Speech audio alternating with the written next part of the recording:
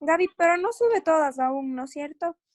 Están subidas, me parece que de las últimas están como 8. Ah, ya, gracias, Gaby.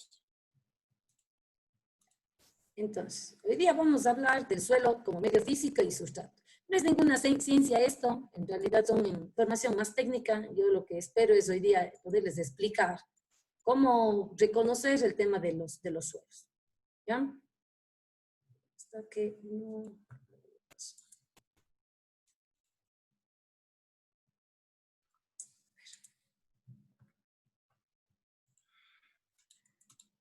Ustedes salen al jardín de su casa y necesitan ver qué tiene este jardín. ¿Cuál es el suelo que tiene el jardín? ¿Se han dado cuenta de eso? ¿Han tocado la tierra?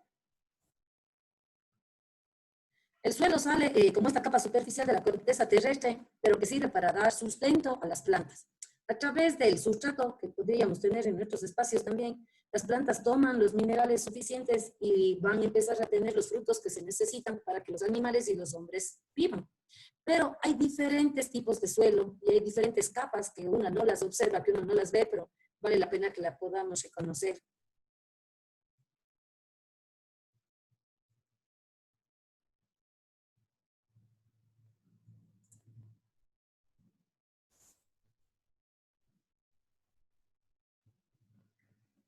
La necesidad del suelo en realidad es básica porque a través del suelo llegan los rayos solares, se puede poner a disposición los nutrientes que se activan, todos los minerales que están presentes en el suelo y la planta con la ayuda del agua toma esos nutrientes y puede continuar con la vida. Ahora, hay diferentes reacciones químicas, físicas, líquidas y gaseosas que están presentes en este tema del suelo. Por eso es que llega a tener vida. Entonces son procesos que técnicamente nosotros podríamos investigar más para conocer. Pero bueno, ese no es el objetivo como tal de la clase. ¿Con qué se compone un suelo? ¿Sí? Entonces, un suelo no es simplemente tierra. Eso es una de las cosas que tenemos que estar claros.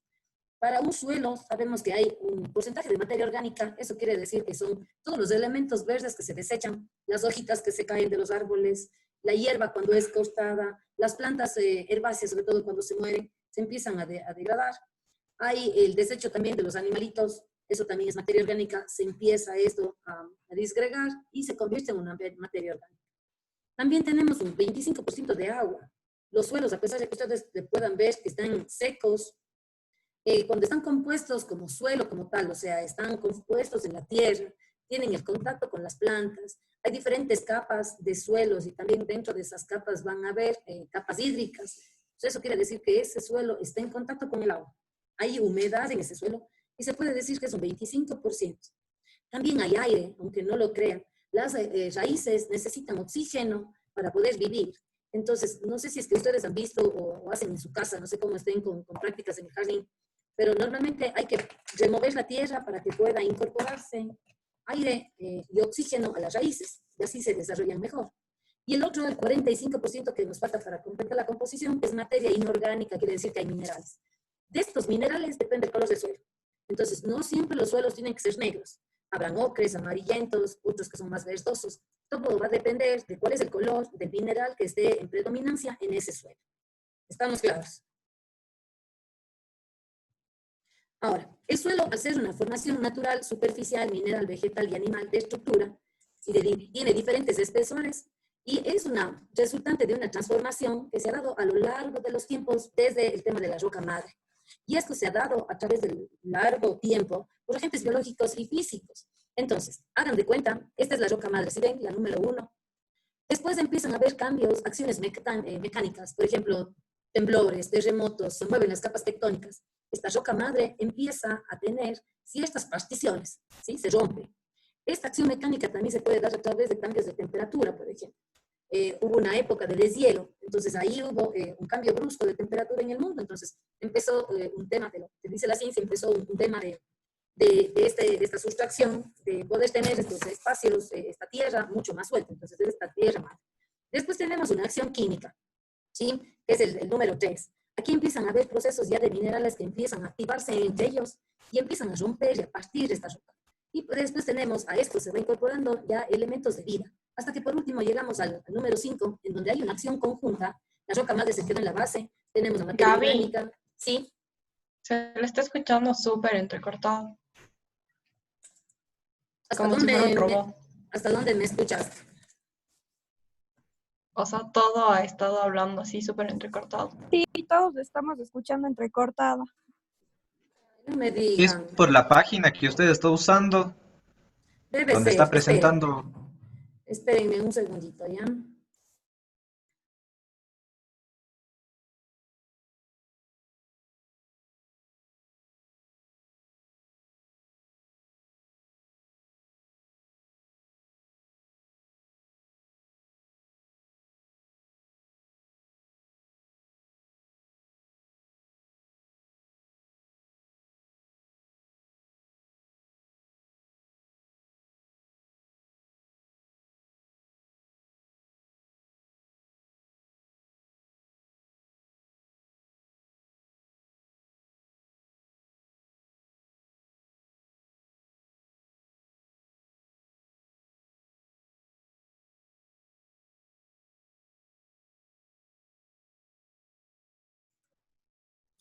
Chicos, sí, estoy con problemas en internet, pero también por acá.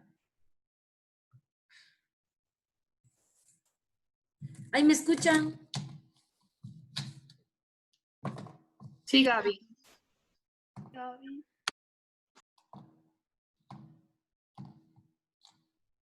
A ver, ¿me escucharon algo de la conformación del suelo? Gaby, se escuchó todo, pero solo estaba feo el audio.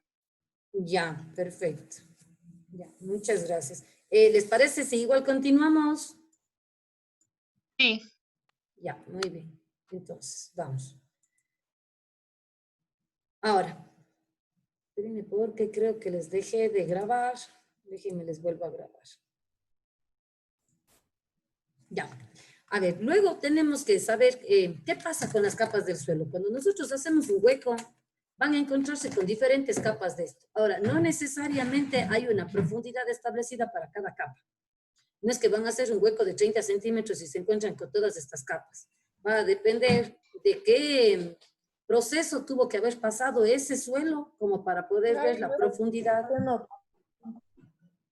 Martina, No, no se está compartiendo la pantalla. no le están compartiendo. Chicos, ¿por qué estamos hoy día complicados?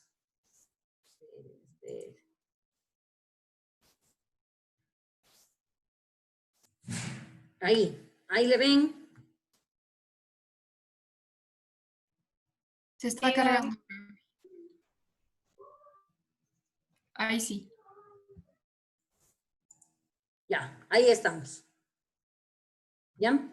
Bueno, entonces les decía, vean esta imagen, que uno puede observar, si es que es una perforación en el suelo, diferentes capas de suelo. Entendiendo que en la parte baja está la roca madre y después vamos a encontrar material pétreo de menor dimensión, que cada vez se va haciendo más pequeño, hasta que llega a ser suelto y ya podremos encontrar un suelo vegetal. Ahora, dependiendo del terreno en donde vivan, qué capa, cómo sean los estratos geológicos del lugar en donde estén yendo a sembrar, posiblemente la capa vegetal en donde van a estar las raíces sea de 20, de 50, de 1 metro de profundidad, no se sabe.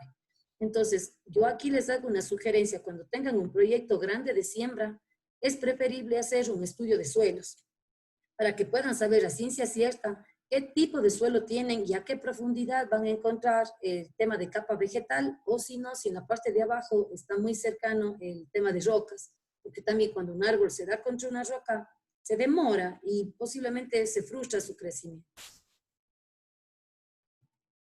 ¿Ya? Es de gran importancia ecológica el suelo, porque el suelo vive en contacto con diferentes bichitos. No sé si se han dado cuenta, ¿se acuerdan que les comentaba en los jardines interiores que eso es bueno también, que no les tengan miedo, pero así funciona? Afuera hay diferentes elementos, sobre todo que les ayudan con todo este equilibrio ecológico, que funcionan de esa forma. Se necesita tener ciertos insectos que nos ayuden a descomponer la materia orgánica, otros sirven para meter a través de huequitos el oxígeno al suelo. O sea, los bichitos están así. Y dependiendo del tipo de suelo también vienen ciertos insectos y otros prefieren otros suelos. El suelo tiene diferentes propiedades. Una de las propiedades que vamos a encontrar del suelo, ¿sí? Son propiedades biológicas, las otras son las químicas y las otras son propiedades físicas. Entonces, ¿cuáles son las que a nosotros nos van a competir? Al conocer de las propiedades físicas del suelo, podemos saber, este suelo de aquí tiende a una estabilidad o no, tiende a ser conductor o no de nutrientes, porque hay suelos que uno le pone mucho abono, pero no responde. Es porque por ahí hay alguna falencia y hay algún problema en el suelo. No simplemente lo pone, sino que tal vez no está disponible. Sus partículas no están disponibles como para que llegue el alimento a la planta. Ahora, para poder conocer las propiedades físicas de un suelo, física quiere decir lo que observo, lo que toco, lo que palpo, tenemos que considerarle a la textura. Entonces, hay suelos que van a ser súper sueltos, que son los arenosos, por ejemplo. Estos de aquí, que son debido a su tamaño, tienen de 1 a 0.1 milímetros. El limo, que va a ser un poquito más espesito, la verdad. El problema del limo es la basura. Le dicen que es la arena sucia. O sea, esa está siempre al filo del río. Es mucho más fina, pero es sucia. Y después viene la arcilla. La arcilla es ese suelo que cuando está mojado y uno le toca, se vuelve como si fuera una plastilina. Pero cuando se seca, uno le abre y le va a ver como que se parte. Entonces, ahí uno puede reconocer. ¿Por qué saber de las propiedades físicas del suelo? Porque una vez que conoces qué tienes, si tienes limosos, arenosos, arcillosos, sabes qué enmienda le tienes que poner al suelo para que pueda mejorar y las plantas se adapten mejor. ¿Estoy clara por ahí, muchachos? Sí, Gaby. Ahora, se presentan estas pirámides, esto maneja muchísimo los agrónomos. Sí, yo les doy como consideración específica para que ustedes puedan igual averiguar. Hay diferentes grupos de clases de texturas y todo va a estar en predominancia de la arcilla en porcentaje, del limo en porcentaje o de la arena en porcentaje. Entonces, esto es solo como para que puedan reconocer cómo interpretar estas tablas. Ahora, dentro de las propiedades físicas del suelo podríamos hablar también de la estructura. La una era de la textura, ahora es de la estructura. ¿Qué estructura tiene? Cada partícula, aunque no lo crean, del suelo, va a tener diferente forma, ¿sí? Las partículas de arena, limo o arcilla van a formar agregados. Estos agregados, quiere decir que cuando uno le coge al suelo, le aplasta, le tiene, es maleable. ¿Cómo es? Estas partículas pueden llegar a tener esta forma. Prismáticas, laminares, en bloques. Pero más allá de eso también, aquí ya consideramos si es que, dependiendo del tamaño de la partícula, puede ser muy fino, el suelo es muy fino, es grueso o es muy grueso. ¿Ya? Entonces, hay que considerar que dependiendo del grado o claridad quiere decir que va a ser una estructura que posiblemente en ciertos casos es carente de agregación. Es tan fina, por ejemplo, es tan fina, una arena, por ejemplo, una arena del mar, es tan fina que ustedes por más que intenten aplastarle y tratar de hacer una bolita, no pueden, a menos que se les pegue con algo de agua. Pero si es que está seca, no pueden, abren la mano y se disgrega, ¿no es cierto? De eso se trata el tema de grado de claridad. Un fino, en cambio, puede ser un sustrato, un suelo, que tenga agregados escasamente visibles. Entonces, posiblemente sí me soporta que haga esto y algo se queda, pero la mayoría se va. Un grueso es moderada, quiere decir que uno le toma y fácilmente lo puede observar, no se nos va a soltar. Y el muy grueso, en cambio, son prominentes y son visibles. Uno ve y hacen como unas bolas grandes. El momento en que uno les atrapa, les va a ver y la textura es muy fuerte.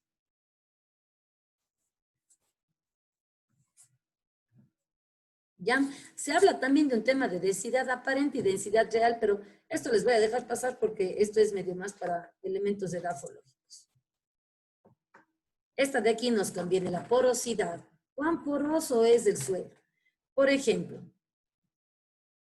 un suelo puede tener elementos vacíos, espacios vacíos y espacios llenos. De eso se trata la porosidad. Ustedes pueden ver en este caso suelos calcáreos, ¿sí? Son suelos que no retienen fácilmente el agua, porque son porosos, quiere decir que están llenos de huequitos. sus partículas están llenas de huecos. Entonces, por más que nosotros pongamos agua, fuga. Entonces, para eso sí. Ahora, tal vez ustedes han considerado, acuérdense de las orquídeas, por ejemplo.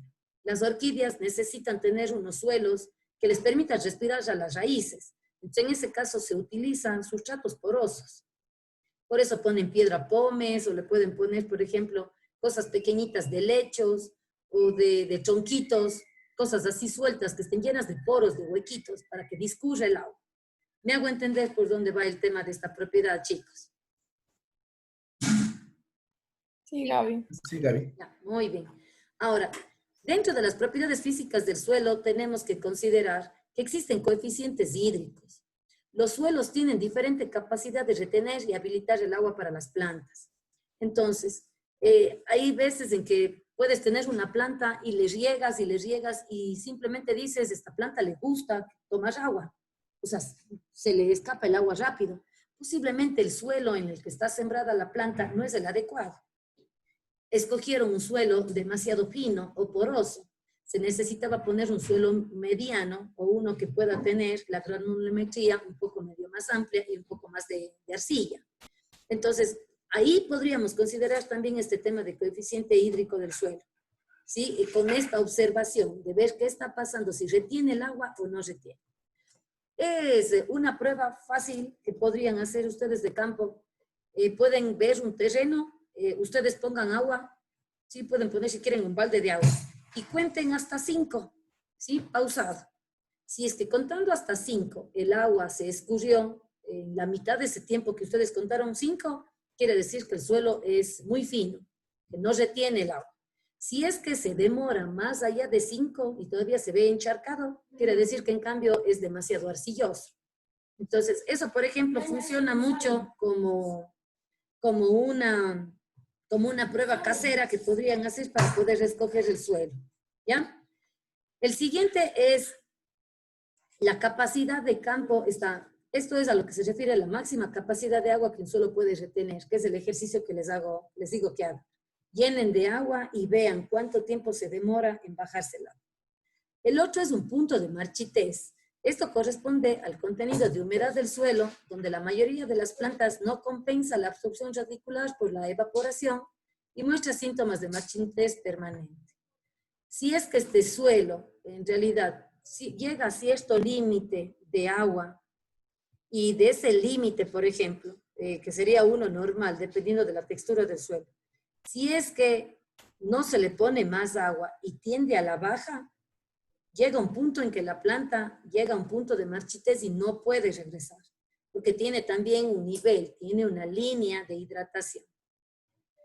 Ahora, hay que considerar también que el suelo, dependiendo del tipo, va a tener a disposición agua y agua aprovechable. Eso pasa, por ejemplo, con los suelos arcillosos.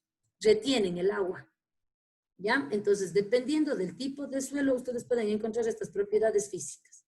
Si quieren trabajar con suculentas, por ejemplo, sería una locura trabajar con arcilla. Tendríamos que ir con suelos que son como del desierto. ¿Qué suelo sería ese, Ana Carolina? ¿El arcilloso, profe, el del desierto? Sí, o sea, ¿se acuerdan que decíamos que tenemos que poner más o menos ambientar a las condiciones naturales de las plantas? ¿Qué suelo tendrían unas suculentas? Arcilloso y que tienda medio a seco, tal vez. Claro, en este O caso uno que no tenga se necesita un arenoso, ¿ya? Porque acuérdense que las suculentas, les decía, son plantas que están llenas de agua y tienen la capacidad de soportar grandes temporadas sin tomar más agua. Entonces, su suelo, ¿qué tiene que ser? ¿Encharcado? No, porque ya todo él está lleno de agua. Si le ponen más agua, se pudre. Entonces, esa, por ejemplo, es una observación que uno, en el momento que hace un jardín, o sugiere o asesora, tiene que considerar mucho el tema de un suelo. Si el suelo no está bien, la planta, hagan lo que hagan, no va a mejorar. ¿Estamos claros por aquí, chicos? Sí, Gaby. Sí. Muy bien. Ahora, este también es un tema simpático, las propiedades químicas del suelo. Entonces, hay una cosa que se llama pH. ¿Ustedes han escuchado eso? ¿Qué es el pH del suelo?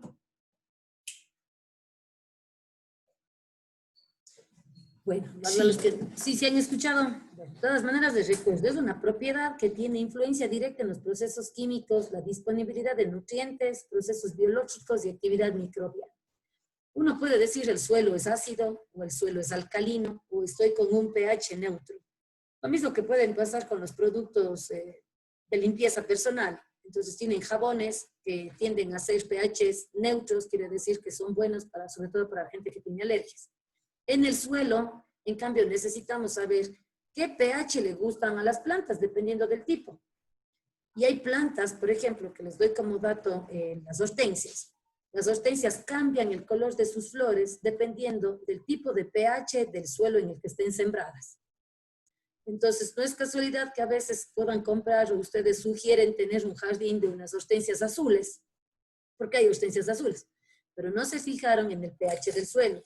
Cuando ese pH está siendo alcalino, se puede mantener la coloración azul. Pero si es que ese suelo ha sido ácido, la flor empieza a cambiar de color y llega a hacerse en tonos rosados. Entonces les destruyó el diseño, sobre todo si lo que ustedes pensaban era que la herramienta de diseño era el color. Entonces, por eso es importante conocer. Hay formas, hay... Dime. Si las plantas absorben los nutrientes del suelo, ¿no es cierto? Ujú. ¿Cada qué tiempo tenemos que darle un mantenimiento al suelo, volverle a nutrir para que las plantas no se mueran? Va a depender. Por ejemplo, para poder hacer una fertilización de base, uno tiene que mandar abono orgánico siquiera una vez al año. Y va a depender del suelo también para qué está siendo exigido. Cuando trabajas, por ejemplo, con huertos y la idea es producir frutos, quiere decir que se agotan mucho más los recursos de nutrientes de ese suelo. Entonces ahí hacemos después de cada siembra. Entonces 4 meses a 6 meses dura más o menos una siembra de hortalizas. Entonces, ¿qué tocaría? Se acaba de sacar la producción, se limpia el suelo, se incorpora el abono, se le deja en reposo poniendo cal para que se desinfecte y de nuevo volvemos. Pero si tienen un jardín y es ornamental y la planta lo que exige es tener nutrientes para estar bella, con flores y solo ser algo estético, una vez al año es suficiente, un orgánico. Pero nutrientes minerales, eso se pone, si no es cada mes, cada 3 meses. Hay fertilizantes que son de lenta liberación. No sé si es que alguno de ustedes o su mamá ha comprado unas bolitas azules o unas cositas así de colores, como pepitas. Entonces, esos, por ejemplo, son fertilizantes de lenta liberación. Quiere decir que están comprimido el fertilizante ahí.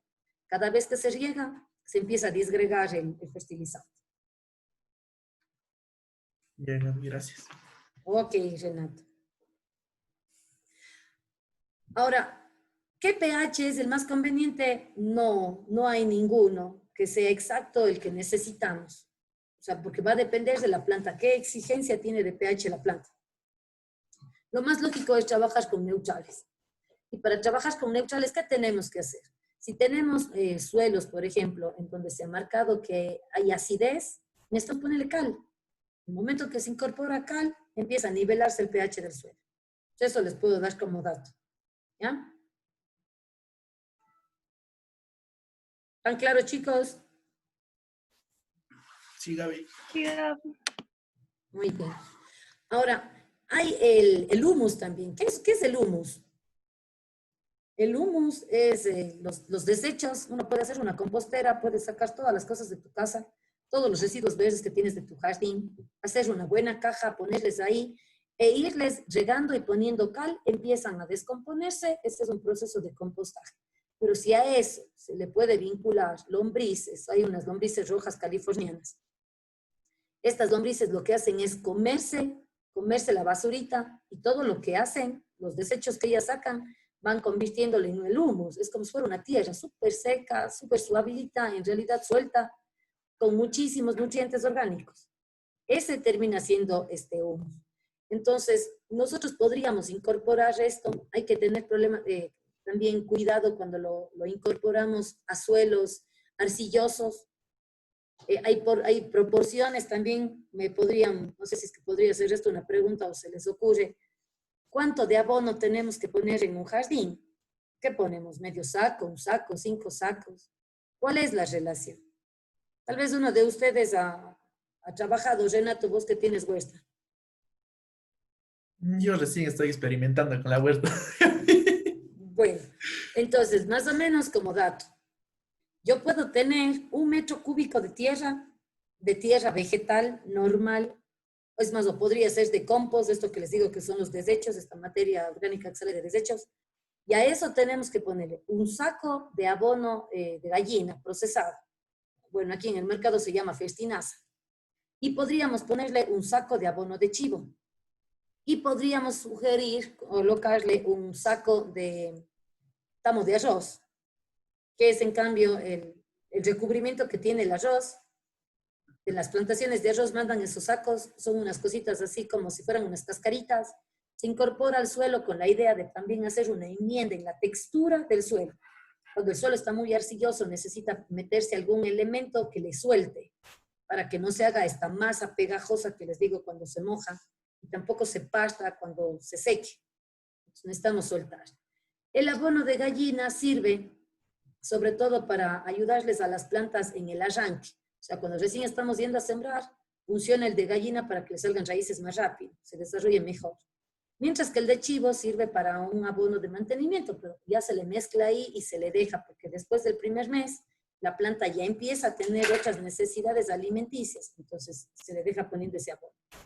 ¿Estamos claros? ¿Anotaron eso, chicos? Profe, una pregunta. Diga, Cristian. ¿Y el abono de cuy no sirve? El abono de cuy sirve, el de pollo sirve, el de vaca sirve, todo sirve. Pero, ¿qué ricos en qué son? Eso hay que saber primero. Porque si no te dicen, sí, ponga abono de chivo, eso es buenazo, o el de cuy. Pero, ¿qué minerales tienen? Entonces, ahí vale la pena que ustedes se pregunten, ¿qué comen los animalitos que están dándonos ese abono? Entonces, en base a lo que comen, consideren qué tipo de nutrientes, qué tipo de minerales pudieron haberse desarrollado a través de este proceso de desecho de los animalitos. ¿Me hago entender? La gallina, Sí. la gallina come muchísimo maíz seco. Los cuyes, en cambio, comen hierba. ¿Qué propiedades tiene la hierba? Nutricionales, y eso traducido a un abono. ¿A qué aporta? Entonces, posiblemente aporta nitrógeno, aporta fósforo, aporta potasio. ¿Qué aporta? Eso les invito a pensar antes de que puedan saber cuál es el mejor abono. ¿Estamos claros? Sí, profe. Ahora, solo como para que se queden claros con los abonos. Cuando ustedes recogen el abono de cuy, no pueden ponerle inmediatamente en el jardín, o el de gallina, o el de vaca, o cualquier abono orgánico, porque primero huele feísimo. Después no está deshecho. Para que esté deshecho siquiera son 6 meses. Y 6 meses tapadito en un plástico mojado, puesto cal, para que se descomponga. Pero más allá de eso, para que se desinfecte. Porque si es el popo de algo, ¿qué debe tener? Bacterias, de ley. Entonces, no es buena idea incorporar inmediatamente los abonos. Eso les dejo como dato. Tiene que estar seco el abono para que funcione, si no las plantas se queman. ¿Estamos claros, chicos? Sí. Muy bien. A ver, yo creo que podríamos pasar de esto. Yo quise, esta es una cosa simpática, la red trófica del suelo. ¿Cómo funciona? Vean todo lo que está presente dentro de un suelo, pero ¿cómo es el ciclo? Para la gente, sobre todo que estaba asustada por los bichitos. Si yo tengo plantas que necesitan tener este contacto solar para poder seguir el proceso de fotosíntesis, producción de clorofila, quiere decir que en la parte de acá abajo va a existir una materia orgánica. De ley, las raíces también se van desechando, de ley se incorpora el abono, de ley las hojas se secaron ahí mismo y se descompusieron y se volvieron abono. Pero para que eso exista, para que esta materia orgánica se deshaga, necesitamos bacterias. ¿Sí? Necesitamos estas bacterias, necesitamos que existan hongos, necesitamos nemátodos, y estos de aquí empiezan a tener cadenas como antrópodos, por ejemplo, que son trituradores. Hay bichitos que son como estos bichos bola que les decía que uno les toca y se vuelven bolitas, o hay como unas cucarachas pequeñitas que lo que hacen es triturar esta materia, ayudarle al suelo a descomponerse más fácilmente. En este caso hay predadores antrópodos que son más grandes que los antrópodos que se comen a los antrópodos. Estos son predadores, les van a comer, entonces quiere decir que estos guardan el equilibrio para que tampoco estemos infestados de bichos. Pero de pronto aparecen los pájaros. Los pájaros que normalmente bajan a hacer en un suelo, a picotear y llevarse bichitos. Entonces, los pájaros son los que se terminan comiendo estos y ya no estamos infestados de bichos. Pero si es que dejamos de tener huertos, jardines o lo que sea y eliminamos a los bichos, los pájaros también se mueren porque no tienen que comer. Me hago entender cómo funciona este tema de la red trófica del suelo. Sí, Gaby.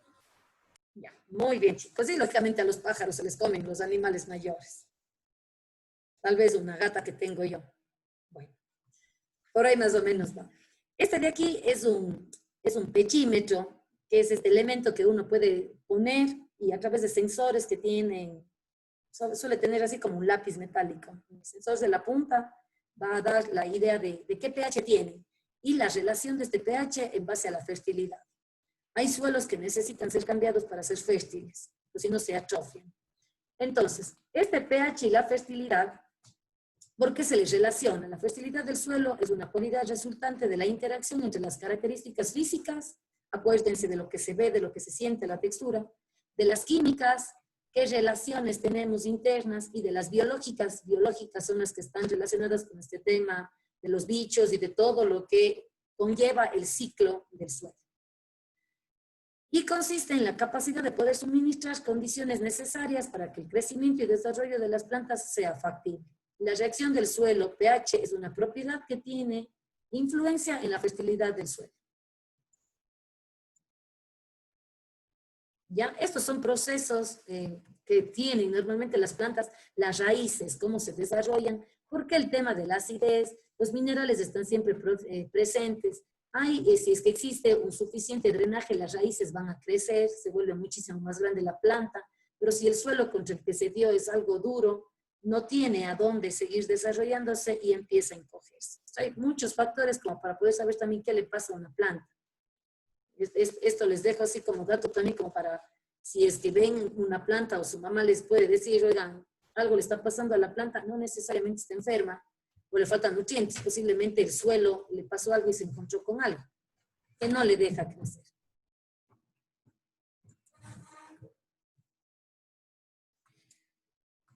Del nivel del pH del suelo es la medida de acidez o de basicidad relativa. Normalmente el rango de los suelos varía entre 3,5 a 9.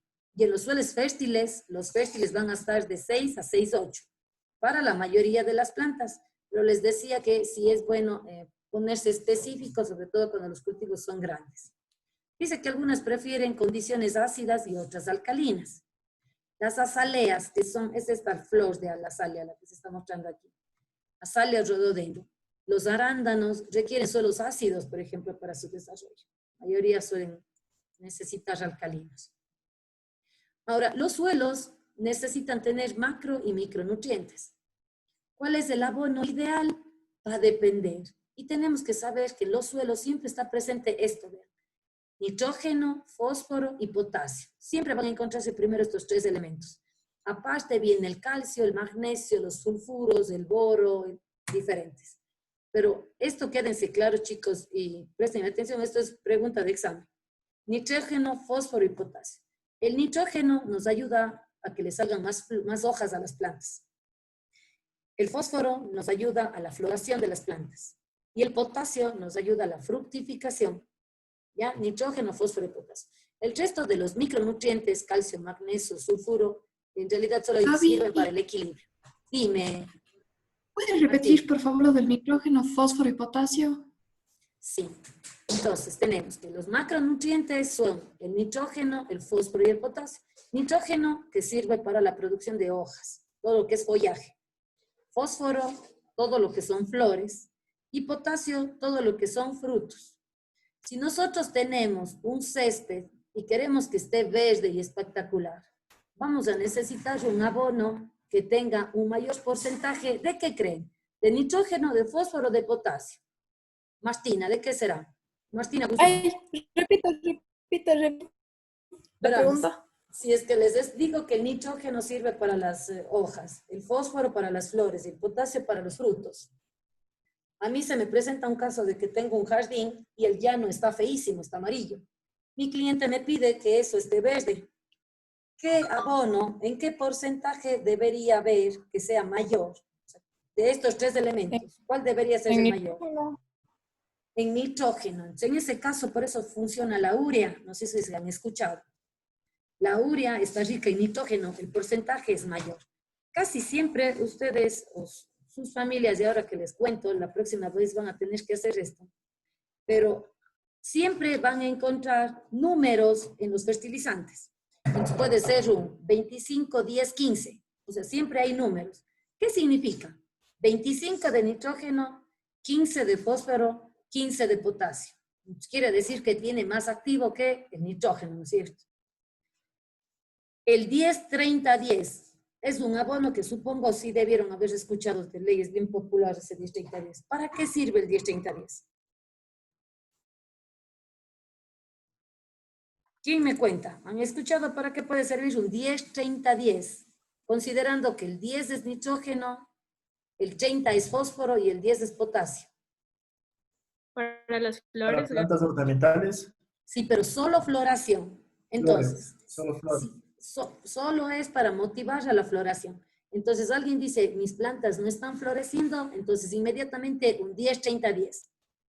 ¿Me hago entender? Nunca van a encontrar un abono solo fósforo, deme solo fósforo. Siempre viene equilibrado con el nitrógeno y con el potasio, en mayor o en menor medida. ¿Estamos claros? Sí. Muy bien, muchachos. Ahora, y después tenemos los micronutrientes. Entonces, estos no son los componentes principales del tejido de la planta, pero son esenciales para su crecimiento. Entonces está el hierro, el manganeso, el zinc, el cobre, el cobalto, el boro, diferentes. La disponibilidad de estos macronutrientes como de los micronutrientes es afectada por el pH del suelo. Si es que no consideramos el pH del suelo, posiblemente le apuramos poniendo abonos, pero el suelo no va a estar en esa disposición que les decía para brindar los nutrientes a la planta. Entonces es básico considerar el tema del pH. ¿Qué porcentaje teníamos de pH para suelos fértiles? ¿Se acuerdan? ¿Quién De anotó? 6.2 a 6.8. Algo así. Muy bien, sí, muy bien. ¿Ya? Entonces, una vez que nosotros vamos a considerar el tema de qué nutrientes necesitan, de la necesidad del pH, ahí sí podríamos también investigar un poquito más, por ejemplo, y consideramos esto, que los suelos alcalinos tienen una disponibilidad de molibdeno y de macronutrientes, exceptuando el fósforo. En suelos alcalinos se va a incrementar estos macronutrientes, pero los niveles, en cambio, del resto, aquí están las siglas para todos los que pudieron haber estudiado química, se reducen y pueden afectar negativamente al desarrollo de la planta. Entonces, los suelos alcalinos no van. Hay suelos ácidos que solo si estas plantas aceptan. Entonces, necesitamos saber ciertos rangos dependiendo de lo que estamos queriendo cosechar. Entonces, aquí se queda de ver el Renato en averiguar cuál es el pH necesario para poder tener su cultivo de huertos para que de verdad funcione. Una vez que sabes el pH, tienes que ver cuál es la enmienda. ¿Cómo lo solucionamos? ¿Qué tenemos que aplicar? ¿Estamos claros por ahí, muchachos? Sí. Muy bien. Estos medios eutrófotos y salinos, espero explicarles la próxima clase, pero habla sobre salinidad. ¿Han escuchado que no crecen bien las plantas que tienen suelos salinos? Por ejemplo, cerca del mar. No puede sembrarse en arena por la cantidad de sal que tiene. Entonces, ¿por qué se da eso? Eso les quiero explicar la próxima clase. Por el momento vamos a dejar ahí, chicos. Tengo otra reunión, no voy a poder continuar. No quiero tampoco abombarles, espero que se hayan quedado claros con esto.